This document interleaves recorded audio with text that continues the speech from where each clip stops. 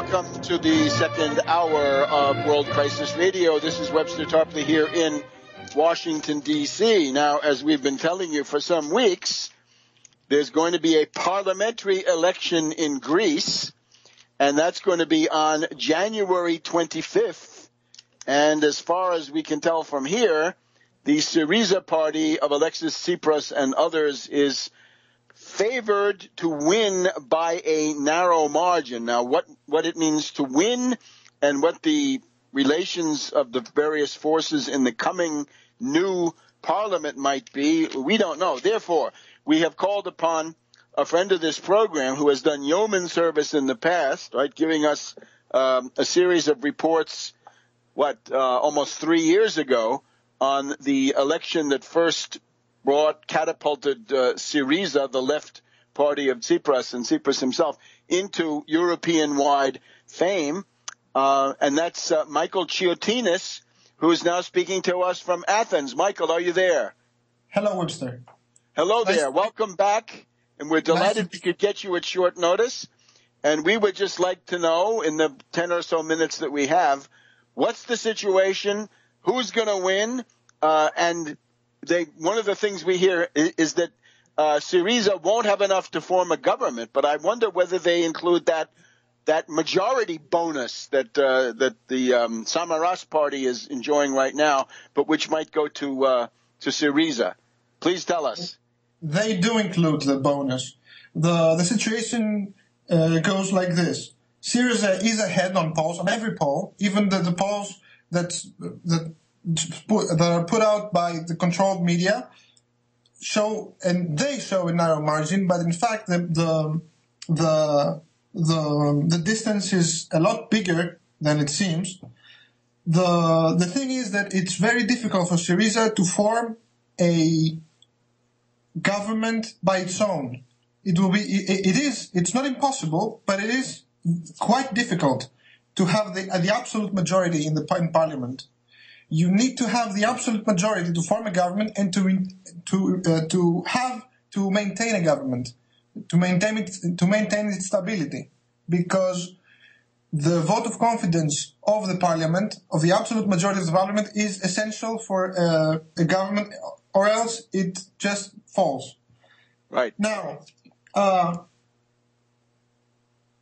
Syriza is ahead on polls, and it will be the winner. There is no chance that the New Democracy Party cannot overcome this. It's unchangeable.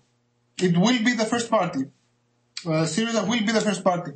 The thing is, it's very difficult to find a coalition partner, to form a coalition government. Believe it or not, right now in Greece, in terms of reality and the actual political results produced, the traditional left-right paradigm has less meaning. Now, what has the real meaning right now at this point is the memorandum, anti-memorandum.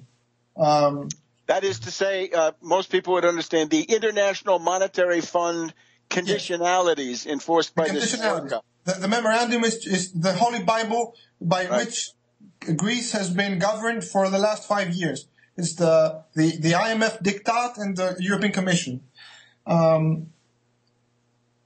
Now, the thing is that there is one party of the right wing that is anti-memorandum, and this is actually the best bet for Syriza to have a coalition partner. The best bet for a radical left party is a right-wing anti-memorandum party. And they already say that they have agreed upon a basic economic program. But this party is very small right now. The polls show it at the limit of 3%, and you need 3% to get inside parliament, to get the parliament representation. And what is the name of that party? The name of that party is ANEL, by a guy. The leader is Panos Kamenos. This party is very crucial if it gets inside parliament or not, because if it doesn't, then the only anti-memorandum forces inside parliament will be the left. it's essential, it's indispensable that there is a right-wing anti-memorandum representation inside Parliament, in the political field. That's my opinion, at least. Now, we would very much like, and it's not impossible, to have a Syriza government, an absolute majority of Syriza, but if Syriza doesn't make it, and ANEL doesn't make it into Parliament to help form a government, the other possible coalition partner is called the Topotami. It means the river. It's a guy, a clown, a television producer. He used to make documentaries about social issues, but he does it in a way that never really challenges the system or the condition in which social problems are produced, but just the social problem. He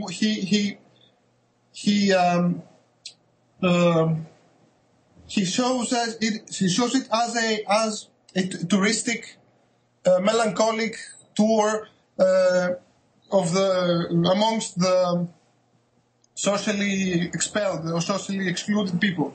Okay. My opinion, he is the big danger of this election, because he's a cultural leftist, but he's actually pro-austerity, and you can see this. It's a party massively boosted by the mass media, by the corporate media, and its role will be very dangerous, because if Syriza cannot form another government, it may be obliged to form a government with this party, and I must say this is a big danger, because they will not allow the whole of the program to be implemented. Now you say the program, maybe we could just take a second and tell us what are they running on? What would the program be? And before we get to the program of the government, what is Syriza saying most prominently? It runs on a few simple things. It's very wise, I think, that it keeps it simple. Just we need right now, at the point that we have come at this point, we need emergency humanitarian spending, social spending, to keep people alive. And don't think that we are talking about something massive or something crazy. We're talking about funds for people to have electricity in their homes. Free electricity for people who cannot afford electricity. It's despicable what is happening here in Greece. Absolutely. And the second point is a renegotiation of the debt and of the whole program from scratch, and an attempt to restructure the Eurozone to a more viable form. And I think that they will cave. The Europeans cannot go on this path forever. They will be obliged to cave. Now, let me ask you about that. The last point interests me a great deal. Do they talk about restructuring the European Central Bank so that it gives credit for production and infrastructure? Of course. It talks about a conference of restructuring the whole European, Eurozone. The London Debt Conference of 1953. Yes, something exactly like that. Michael, stay with us for a second. This is so important. We'll just have go to break, and we'll be back, and maybe you give us a few more minutes, okay? Okay. Welcome back to World Crisis Radio. We're talking to Michael Chiotinis in Athens about the upcoming Greek election, right? The central event of world politics in many ways in this early part of 2015. And we're talking about the Syriza program and how it goes together with the question of how would they form a governing majority. Michael, let me just ask you here, what is stressed is that Syriza talks about tax evasion, that There are rich people who don't pay taxes. Crack down on them. That seems reasonable. Rule of law. And another one is the question of the oligarchs, that there are oligarchical businessmen who get things like free licenses of TV stations and things like this, which should be paid for, but which are given for free and things like that. Does that play a role at all in what you see there in Athens? It plays a huge role. If Syriza wins and it forms a government, and if they are able to do this, if they are able to give the licenses to the TV channels, TV producers, that will be a change in the whole political field forever, because the fact that they are not licensed, it's not a question of money. It's not a question of to pay the license. It's a question of whether the media has an entanglement with power and with government. And the fact that they are not licensed, they do not have the legal license, keeps them entangled with whomever is in power. Uh-huh. And if they do this, the controlled media will change forever. The whole media field and political field and public discussion will change dramatically, and it will be a major shift. Because let's tell the truth here. The politics are formed by whomever the media choose. By the television. The power of television is primary. The power of television. Sure. And right now, the major component is fear. Fear is being used as the only chance for the old system to keep itself in power. It's funny, but you know about the terrorist attack on Charlie Hebdo. Right. It's maybe Samaras, the prime minister, is maybe the only political leader in Europe who tried to link his opposition rhetorically with the terrorist attack. Absolutely. And we do have that interview with Hollande where he is relatively relaxed about the Greek election compared to the hysterical Merkel. And from our point of view, that may have played a role going in the other direction. Let me just ask you a couple of final questions now. In terms of forming a majority, under the Greek system, can you have a party, say this Anel, can they be in the majority but not represented in the government with ministers? Does that ever happen? It does happen, but there really is no problem for them to have representation in ministers. Okay. And the other one I was going to ask you is, can you have a party that decides to abstain on the vote of confidence, and that makes it easier for a government to stay in power? It does. And we hope that the Communist Party plays that role, because the Communist Party has really played a very nasty role in all of this. It refuses to cooperate for anything, and the thing is that the reason why you cannot form a government without the first party is because there are forces inside Parliament who cannot form a government with anyone, cannot cooperate with anyone. It's the communists and the Nazis. And the Nazis being what, this Golden Dawn, Chrissy Avni? Yes. The Golden Dawn. The Golden Dawn has around 5%. I see their power being lowered. I was never afraid of them. They discredit themselves. They are hated by the majority of people. They could not ever form a mass movement. They could never do this.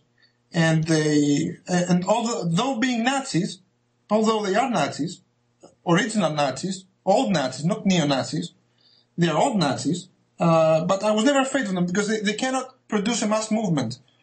What I fear in this election remember that in 2012 and the election, I warned against Guy Zimeros, a libertarian proto-fascist. Right. I will now warn, it's my political opinion, I will now warn about the fascist danger of this party river, the Topotami. Topotami, yes. This guy, this television documentarist, who is... Can you give us his name again so we can look him up? He's Stavros Theodorakis. Theodorakis, Stavros. Any relation to the famous? No, of course not. Of course not. Okay, we don't know. No relation whatsoever. But he talks about, solutions in practice and not in theory, and all these weird things, Sounds like Beppe Grillo in some way. Sounds like Beppe, yes, but without the anti-Euro rhetoric. He does not have he is absolutely pro-Euro. Pro-Euro, and in this, he hides the pro-austerity position, because when you say we will do anything to stay in the euro, it means that I would like to keep the euro as it is and keep austerity as a rule, a general rule. And well, the figure we've got here is that there have been 3,000 suicides in Greece since the austerity began. Now that's more than the U.S. losses in Iraq, I'm pretty sure, and that's a much smaller country. So I think this humanitarian aid, in other words, turn on electricity. Here in Michigan, we've got turn on the water. Over there, it's turn on the electricity. I think this is the same. And turn on the people's, the